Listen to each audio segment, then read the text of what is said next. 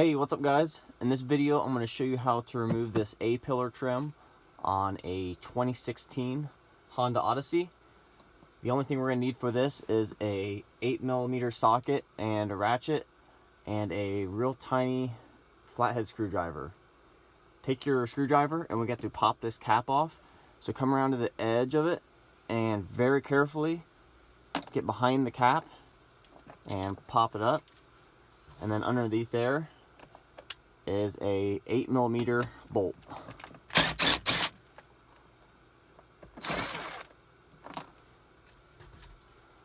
Once you take that out, just squeeze on the A-pillar and get your hands in behind the back here, and then just pull out, and then just wiggle it up towards you. And that's it, guys. That's how you remove your A-pillar. Thanks for watching.